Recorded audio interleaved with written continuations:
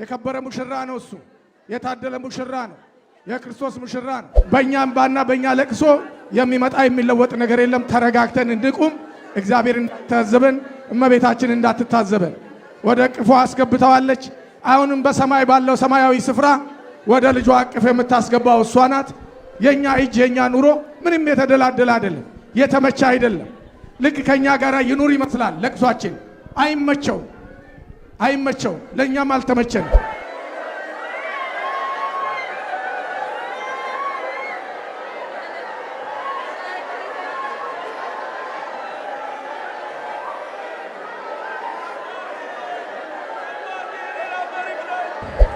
ከ8 ዓመት በላይ በፍርድ ዓለም በተለያዩ ህመሞች እየተሰቃየ ነበር መድረክ ላይ የሚቆም ነበር የብዙ አገልጋዮችን ህመም ለናና ያውቁ እሱም ለማንም ተናግሮታል መምህር ዘላለም የተከተለው ይሄው እውነት ነው ያ እውነት የሆነውን አምላክ እውነት የሆነውን ክርስቶስ ሲሰብከው ኖሯል በህይወቱ አፊታችን ትንሣኤ መጥቷል እናምናለን ይነሳል በክብር እንደሚነሳ እናምናለን የክብር ትንሣኤ እንዳለው እናምናለን እየተጽናናን እንቀበለዋለን ምን እናድርግ እሱ እግዚአብሔር ነውና ደስ ያሰኘውን ያድርግ ተብሏል ለዚህ መድኃኔዓለም ሆይ ለምን ወሰድክብን አንለውም ከ36 ዓመት በላይ 30ውንም ቀን ወንጌል እየሰበከ ያለ ረፍት የቆየ ትልቅ ሐዋርያ ነው እና እግዚአብሔር ጠራው ለምን ተጠራህ አንልም ግን ፍቅራችንን እየገለጥን እንሸኘዋለን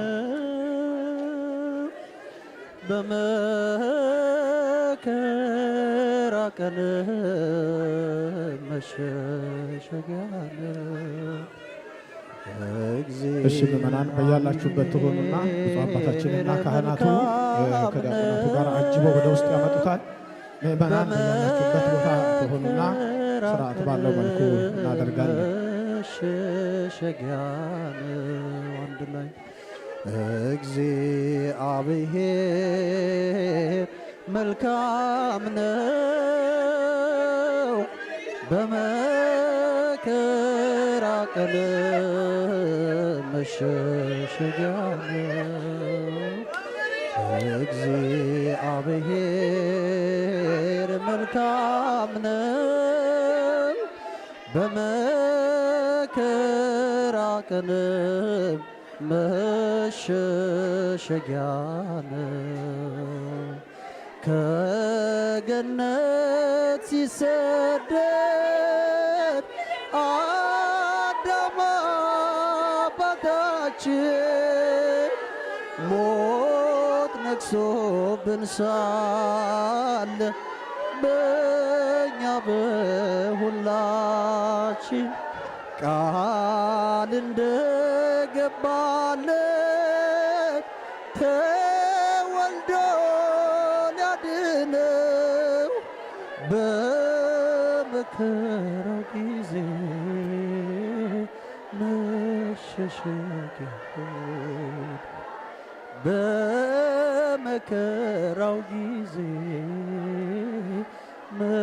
መሸሸጊያ ሆነ እግዚአብሔር መልካም ነው በመከራ ቀን መሸሸጊያ ነው እግዚአብሔር መልካም ነው በመከራ ቀን መሸሸጊያ ነው አብርሃም ከካራን ከእናት ከአባቱ ቤት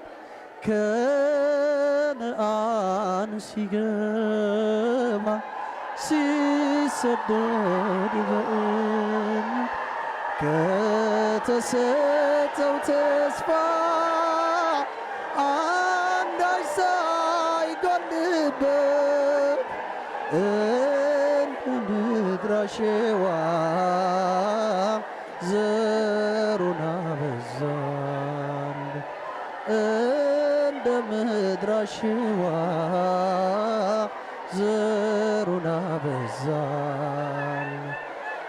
እግዚአብሔር መልካም ነው በመከራ ቀን። እስኪ በሉት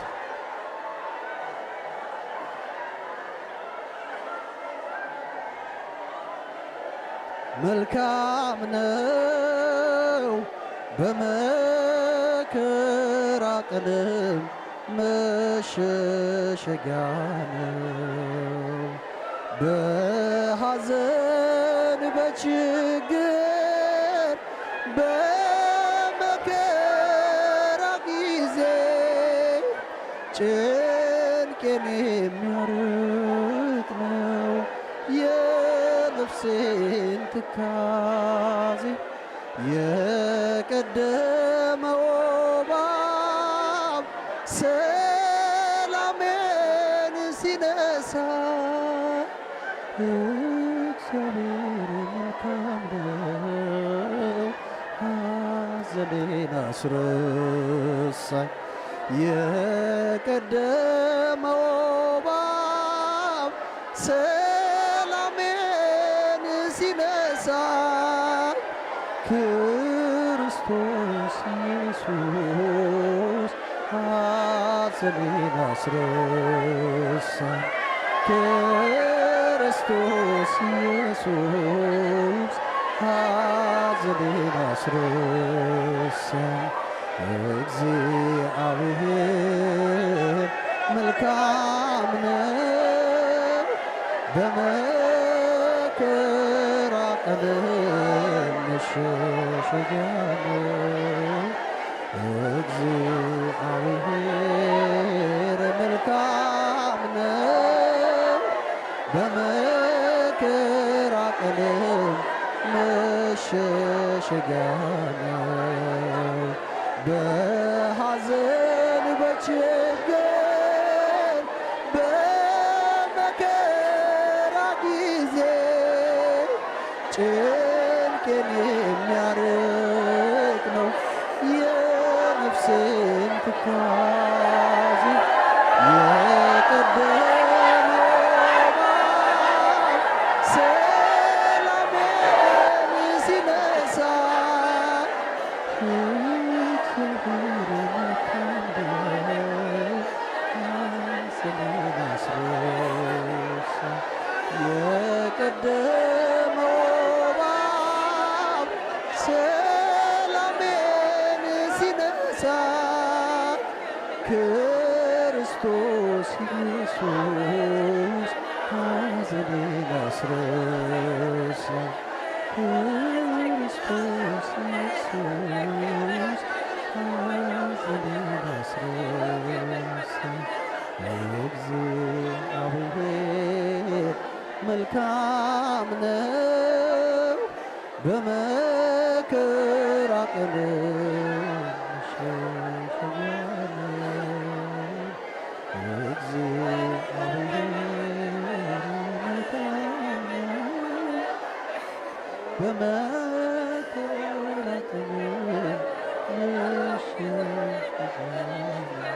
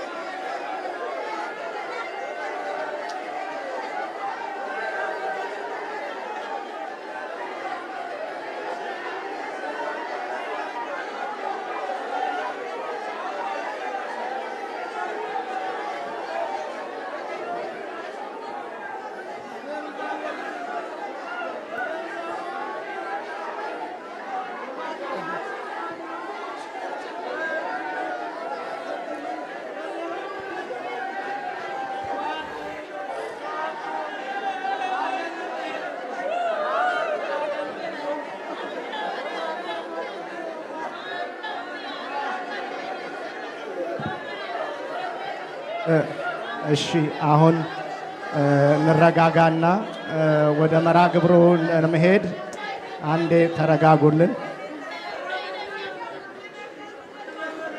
እሺ ምዕመናን፣ የዚህን ታላቅ መምህር ስነ ስርዓት ፕሮግራሙን የልጅ ፕሮግራም ማድረግ የለብንም። ካህን ነው፣ የተከበረ ሰው ነው። ቤተ ክርስቲያን የምታደርግለት ትልቅ ስነ ስርዓት አለ። ተጥናኑ እያለ ሲያስተምረን የነበረውን ወንድም አባት መምህር እኛ ሰርጉን በእንደዚህ አይነት ሁኔታ መረበሽ የለብንም። ይሄ ረብሻ ነው። በቃ በያለንበት እናልቅስ። ላቅሶ ዛሬ አይደለም፣ ዛሬ አይቆምም። ስለዚህ ባካችሁን ሊቃውንቱ ከሊቀ ጳጳሱ ጀምረው ስርዓተ ጸሎት ሊደረግ ፕሮግራም ተይዞ ነው እዚህ ቦታ ላይ የተገናኘ ነውና፣ ስለዚህ ሁላችሁም ተረጋግታችሁ ቁሙ። ለቅሷችን በስርዓት ይሁን። በቤተ ክርስቲያን እንደዚህ ከሆንን በውጭ በምን ልንሆን ነው?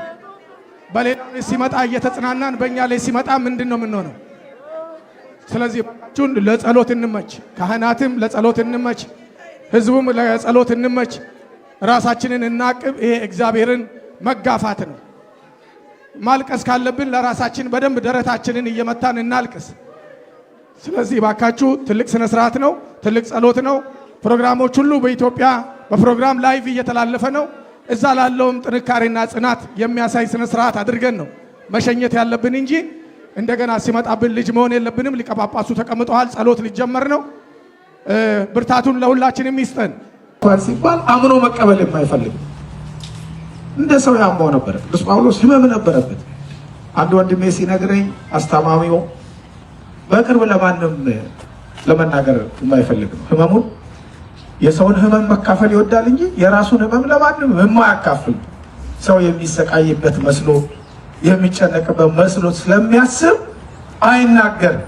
ነገር ግን ታማሚ ነው። ከ8 ዓመት በላይ በፍርተ ዓለም በተለያዩ ህመሞች እየተሰቃየ ነበር መድረክ ላይ የሚቆም ነበር። የብዙ አገልጋዮችን ህመም ምዕመናን አያውቁም። እሱም ለማንም ተናግሮት አያውቅም። እዚህ ከመጣ በኋላ ይሁን የሚተራመስ ዘመድ ወገን እያለው አንድ ነፍሱ የፈቀደችለትን ወጣት ብቻ ጠርቶ ከመጣ 2 ሳምንት ሆነው ወደ ሕክምናው ሹልክ ብሎ ለዛው ትንሽ ያመኛል እስቲ ቼክ ላድርግ ብሎ ነው የሄደው። ቼክ ሲደረግ ግን የተነገረው ነገር ሌላ ነው። እንዴት ነው ቆመ የምትሄደው ነው ያሉት። እና እንዲህ የሆነ እንኳን ወንጌልን ይዞ ይሮጥ ነበር፣ ይሰብክ ነበር፣ ያገለግል ነበር። ዛሬ በፌስቡክም ሆነ በዚህ አይነት ሁኔታ ያለው የሚሮጠው ህዝብ መምህር ዘላለም ወንጌሉን እንጂ ህመሙን ሰምቶት አያውቅም፣ ጭንቀቱን ሰምቶት አያውቅም፣ ጉዳቱን ሰምቶት አያውቅም። እንደ ሰውም አይታይም። ነገር ግን መልአክም ሰማዕትም ቤተክርስቲያኗን በሚገባ አስከብሮ ያለፈ መድረኳን አስከብሮ ያለፈ የመምህርነትን አገልግሎት የወንጌል ሰባኪነትን አገልግሎት ስራዬ ብሎ ለሌሎች ያስተላለፈ ከቤተሰቡ ከወንድሙ ጀምሮ አሁን ካለው ሆኖ ግን ያው ሁልጊዜም ዝግጁዎች ሆነን እንድንኖር ተነግሮናል። ሁልጊዜም ዝግጁዎች ሆነን ተብለናል። የዕድሜ ጣራ ገደብ አልተገደበለትም። እግዚአብሔር ሸፊ አገልጋይ አይሞትም አይባልም። አገልጋዩ ሁሉም እሺ ተስተካክሎ ዘመን ፍጹም ይሄዳል። ስለዚህ ልጃችን ወንድማችን በሰማይ ያው አረፋል። እረፍት ነው። ሰው ስራ ውሎ ማታ ቤቱ ገብቶ በስራ የደከመውን አይምሮውን ሰውነቱን እንደሚያሳርፍ እሱም ደግሞ የተጠራበትን የወንጌል አገልግሎት ለሌሎች ብርሃን ሆኖ ብዙ ሰዎችን በወንጌል የተነገረው የክርስቶስ መንጋው አድርጎ ተረቱን ጠብቆ አስጠብቆ የኖረ ሰው በነፃነት ወንጌልን በተቀጣሪነት አይደለም፣ በነፃነት በየቦታው እየሄደ አገልግሎት የሰጠ እግዚአብሔር በነፃ የሰጠኋችሁ እናንተም በነፃ ለሌሎች ስጡ ባለው አምላካዊ ቃል መሰረት እንዲህ አድርጎ አገልግሎ ወደ እግዚአብሔር ሄዷልና የሄደበትን መንገድም ስለምናውቀው ሰውነንና ስንሰማ መደንገጥ ሐዘን የተፈጥሮ ጉዳይ ነው። ግን የሄደው ወደ ህይወት ነው። አደወ ሞት እስከ ህይወት ከሞት ወደ ህይወት ነው ሄደው። ዛሬ እዚህ ዓለም ኑሮ ያው ዛሬ ደስ ይለናል፣ ነገ ይከፋናል፣ ዛሬ እናገኛለን፣ ነገ እናጣለን፣ ዛሬ ከኛ ይሆናል፣ ነገ ያመናል። ይሁ ተልጎለጎለ ነው። ስለዚህ ወደ ህይወት ነው እና ሄደው በዚህ እንጽናናለን። እግዚአብሔር ደግሞ ለመንጋው ቤቱን ባዶ አይተውም። አንድ አገልጋይ ሲጠራ ሺህ አገልጋዮች ከታች እግዚአብሔር ደግሞ ይተካል፣ ያስነሳል። የቀዳቆናት እስጢፋኖስ በቦተ ጊዜ 8000 ማህበር እስጢፋኖስ የተቋቋመው በሱ እና እግዚአብሔር ጉባኤውን አያጥፍም፣ መምህራን ይተካል። ነገር ግን እንግዲህ ይሄ መልእክቱ ምንድነው ነው? እንግዲህ እግዚአብሔር በየጊዜው በተለያየ መንገድ ይነግረናል። አሁን በዚህ በተለይ ከቅርብ ጊዜ ወዲህ አገራችንን የምንሰማው በዚህ የምንሰማው እዚህ በገና በማዕከላዊ ዕድሜ ላይ ያሉ በወጣትነት ያሉ እንዲሁ ድንገት ሞቱ የሚባል በጣም ቁጥራቸው እየጨመረ ነው። ድሮ እንደዚህ አይሰማም። አሁን ግን ዓለማውያኑ መንፈሳውያን የትኛውም ስንመለከት በቃ የሚሰማ ሁሉ እንደዚህ አይነት አስደንጋጭ ዜና ነው። ነገር ግን የሚያሳዝነው ለጊዜው እንደነገጠና ወዲያው እንረሳውና ወደዛ ወደ ክፋታችን እንመለሳለን፣ ወደዛ ወደ ነበርንበት ህይወት እንመለሳለን። እና ይሄንን ነው መጠንቀቅና ማሰብ ያለብን። እሱም ሲደክምበት የኖረው ህይወት ይሄንኑ ነው። ሰዎች ፍጹማን እንዲሆኑ ሰዎች ከተሰጣቸው በእግዚአብሔር ፍቅር እንዲኖሩ ይሄን ነበር እሱም ሲሰብክ የኖረው። ይሄንም የእግዚአብሔር መንግስት ነው። ስለዚህ እናምናለን መቼም አማኞች ነንና ያ አንደበት ዛሬ ዝም ቢልም ዋጋው በእግዚአብሔር መንግስት አንተ ታማኝ አገልጋይ በጥቂቱ ታምነሃልና በብዙ እሾምሃለሁ፣ ወደ ጌታ ደስታ ግባ የሚለውን አምላካዊ ቃል ይህንን ድምፅ በትንሣኤ ጉባኤ እንደሚያሰማው እናምናለን። እኔና እናንተ የትኛውን ድምፅ እንሰማ ይሆን? እናንተ አባቴ ብሩካን የሚለውን ነው ወይስ ሌላውን ይሆን የምንሰማው? ጆሯችን ዝም ብሎ በዝምድና ወይም ደግሞ በአስተያየት የሚሰጥ ፍርድ አይደለም። እዚያ አውቀዋለሁም ግድ የለም ብዙ ጽድቅ አለው እዚህ ጋር ቢሆን በዚህኛው አታጡለት ተብሎ እነ ሚካኤል እነ ገብርኤል እንደ ሌሎቹ ተልከው የሚያስተካክሉት ኬዝ አይደለም። ወይ ፈዲዮ ለሁሉ በከመ ምግባሩ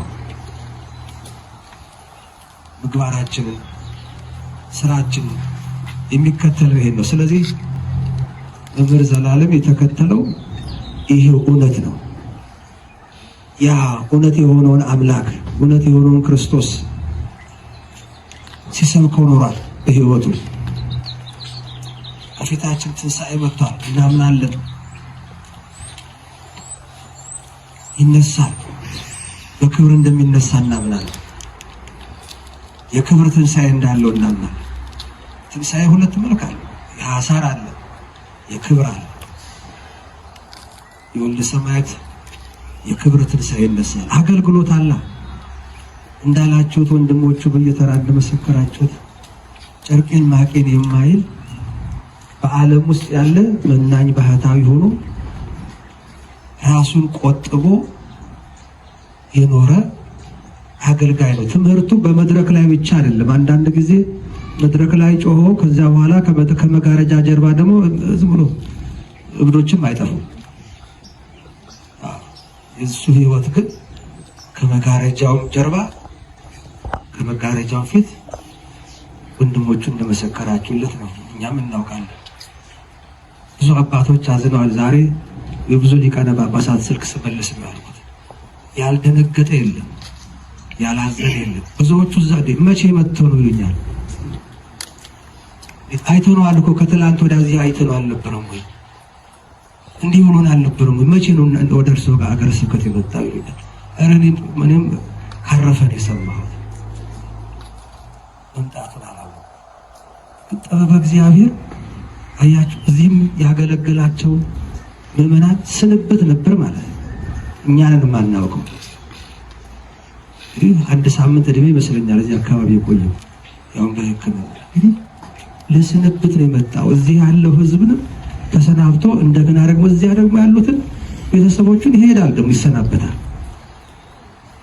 ስለዚህ እኛ ከኛ ነው የተሰወረው እንጂ እሱ አውቆታል ማለት ነው። እሱ ተረድቶታል። እና ከዚህ ህይወት እኛ መማር እውቀት ቢኖር ሀብት ቢኖር ዝና ቢኖር ምንም ነገር ቢኖር ሁሉም ከንቱ ነው እንዳለው ሁሉ ነገር ያልፋል። የማያልፈውን የእግዚአብሔርን መንግስት በፍቅር ለመውረስ የፍቅር ሰዎችን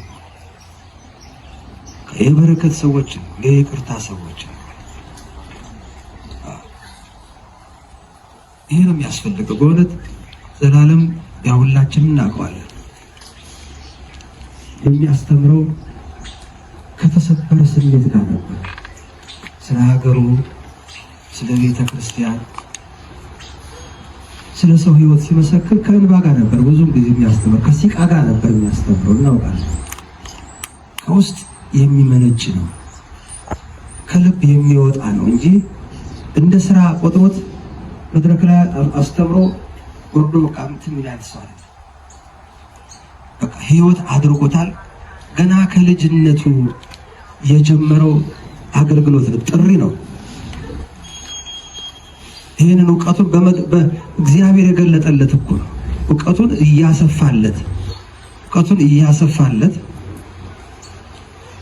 ተወዳጅ ሆኖ እንደተወደደ ሳይጠገብ የሄደ መምህር ነው፣ ሐዋርያ ነው። ስለዚህ ይሄ ደግሞ የሐዋርያት ጠባይ ነው። ሐዋርያት ቅድም እንደተባለው ብዙዎቹ በጉልምስና በወጣትነት አገልግሎታቸውን እየፈጸሙ ይሉት ባለቤቱ ራሱ መድኃኔዓለም 33 ዓመት አይደለም ጊዜ ቆየው። ቁም ነገሩ ስራ መስራት ነው። ረጃጅም ዘመን መኖሩ እኮ ትርጉም የለውም። ምን የሚጻፍ የሚነገር ስራ ከሌለ ምንድን ነው ይሰራ? አሁን በመጽሐፍ ቅዱስ ትልቁ ዕድሜ ያለው ማን ነው? ምሰራ ስለማቱ ሰላም የተጻፈ ነገር አለ።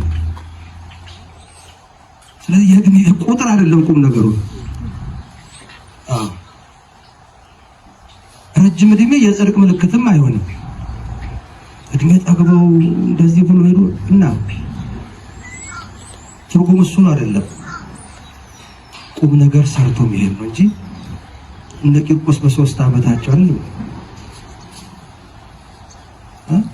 ጊዮርጊስ በ27 እየጨረሱ የሄዱት። እኛ ምንድነው የዕድሜው ብዛቱ እኮ አይደለም። ዓለም እንደሆነ በዕድሜ የምንሰፍራት አትጠቀምም አይሰጠንም እንጂ 1000 ዘመን ብንኖር የምንረካ አይመስለኝም። ግን ሰው ቁም ነገረኛ የሚባለው ነገ የሚሆነው ስለማያውቅ ዛሬ ተጠቅሞበት ሲኖር የተሰጠውን ጊዜ ጥንቅቅ አድርጎ ሲኖር ነውና እንዲህ አይነት ህይወት ያለው ወንድማችን ልጃችንን አጣ ነው። እንደ ቤተ ክርስቲያን ሐዘኑ ሁሉ የመላ ኢትዮጵያውያን ኦርቶዶክሳውያን ሐዘን ነው። ነገር ግን የሄደው ወደ ፈጣሪው ነውና በዚህ እንጽናናለን። ከኛ የሚጠበቀው ከዚህ በኋላ እኛን ብሎ ሊሰናበተ መጥቷልና እኛ ደግሞ በክብር መሸኘት ነው። በክብር ወደ ቤተሰቡ መሸኘት ነው።